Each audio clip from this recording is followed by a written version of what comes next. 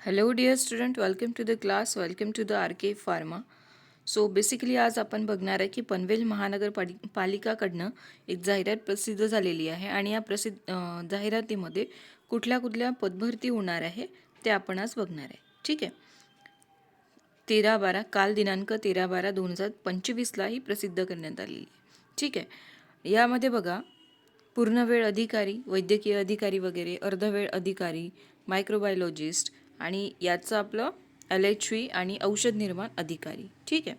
तर आपल्याला हवं आहे औषध निर्माण अधिकारी, यासाठी आपण अप्लाय करतो आहे. ठीक आहे. यासाठी आपण अभ्यास पण करतो आहे.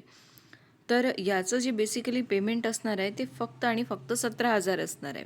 त्यामुळे या परिसरामध्ये कुठल्या पनवेल परिसरात असणाऱ्या जे कॅन्डिडेट आहे, जे रिसेंटली आत्ता पासआउट असेल किंवा बाहेर जास्त पे मिळत नसेल, पे स्किल चांगला नसेल बाहेर, तर तुम्ही तिथे अप्लाय करू शकता. ठीक आहे. जे ऑलरेडी वर्किंग आहेत, जे लोक ऑलरेडी वर्किंग आहेत त्यांनी इथे अप्लाय करू नका. ठीक आहे. कारण बेसिक खूप कमी आहे, कॉन्ट्रॅक्ट बेसिकवरती आहे. इथे लिहून आहे बघा.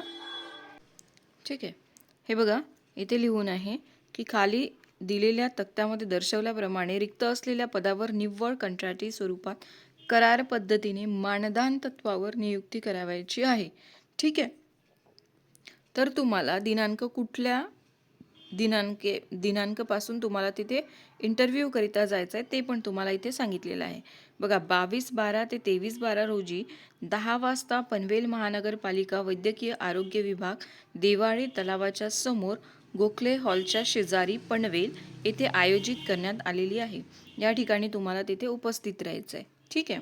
वॉक इन इंटरव्ह्यू आहे आणि वेगळ्या वेगळ्या पद्धतीचं, जसं की औषध निर्माता इथे दिसतं आहे बघा, सिडको हे इथनं बघा. तसेच प्रयोगशाळा तंत्रज्ञ आणि औषध निर्माता, त्यानंतर स्टाफ नर्स, LHV, MPW वगैरे ही पदे गुणांक पद्धतीने मेरिट पद्धतीने भरण्यात येणार असून इच्छुक व पात्र उमेदवारांनी विहित नमुन्यात अर्ज पनवेल महानगरपालिका वैद्यकीय आरोग्य अधिकारी, वैद्यकीय आरोग्य विभाग, सिडको समाज केंद्र सेक्टरमध्ये या कालावधीमध्ये तुम्हाला तिथे सादर करावायची आहे.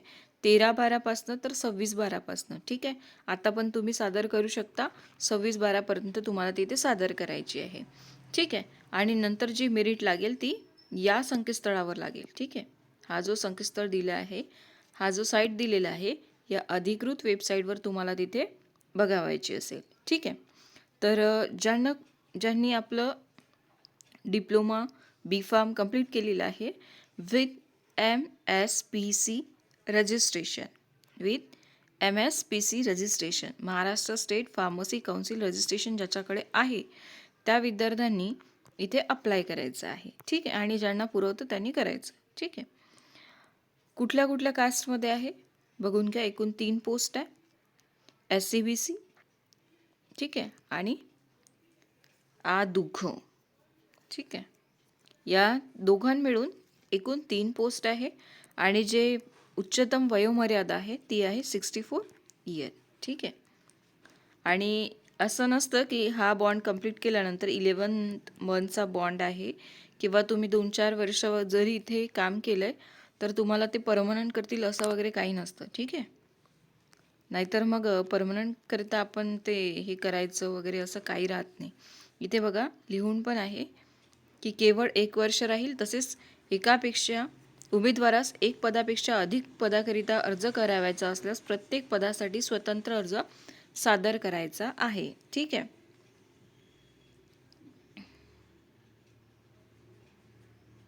आणि काय आहे ते पुन्हा तुम्ही रीड आउट करून घ्या, कारण अक्षर खूप बारीक बारीक आहे, एकदम बघायला त्रास होतोय. हे बघा, ज्यांच्याकडे एक्सपिरियन्स असेल, गुणांकन पद्धत जी थेट मुलाखतीची आहे, गव्हर्नमेंट एक्सपिरियन्स असेल तर तुम्हाला 2 मार्क्स प्रोव्हाइड केल्या जाईल. पर इयर असतं. जसं की तुम्हाला 3 वर्षाचा एक्सपिरियन्स असेल तर तुम्हाला किती गुण प्रोव्हाइड केला जाईल? 6 मार्क्स तुम्हाला प्रोव्हाइड केला जाईल. आणि for private experience 1 mark provide केला जाईल. जर तुम्हाला 4 इयरचा एक्सपिरियन्स असेल तर तुम्हाला 4 मार्क्स तिथे तुम्हाला आगाऊपणाने दिला जाईल. कशामुळे? एक्सपिरियन्समुळे. ठीक आहे.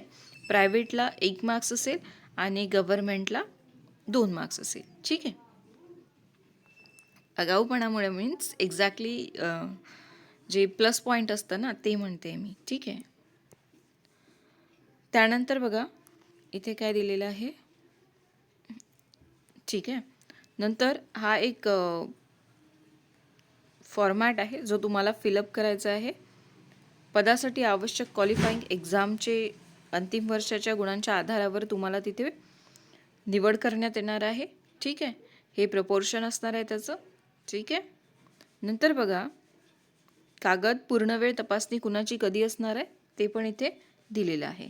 नंतर आहे की हा तुमचा एक तक्ता दिलेला आहे, हे दिलेला आहे अर्जाचा नमुना. हा तुम्हाला प्रिंट आऊट करायचा आहे आणि किंवा हा खूप स्मॉल होत असेल तर तुम्ही स्वतः बनवून घ्या आणि हा फॉर्मॅट फिल करून तुम्ही तिथे दिलेल्या पत्त्यावरती तुम्ही तिथे सेंड करायचा आहे. ठीक आहे. स्वतः नेऊन द्यायचा किंवा बाय पोस्ट केला तरी चालेल, कारण 13/12 तर 26/12 तुम्हाला तिथे पोचावायचं आहे. ठीक आहे. आणि अर्ज कालावधी 10 ते सकाळी 6 सादर करायचे आहे. ठीक आहे. विहित मुदतीत टपालाने, कुरिअर व स्वहस्ते अर्ज स्वीकारले जातील. कुठल्याही पद्धतीने स्वीकारणार आहे, त्यामुळे तुम्ही स्वतःही घेऊन जाऊ शकता किंवा कुरिअर आणि टपालने सुद्धा प्रोव्हाइड करू शकता, सेंड करू शकता. ठीक आहे. तर ही आहे पनवेल महानगरपालिकाकडनं जाहिरात.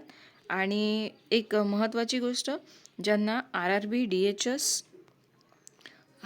DHS करता काय करायचं आहे, प्रिपरेशन करायची आहे, ते सर्व स्टुडंट RRB आणि DHS करिता आपण एक सेशन घेणार आहे.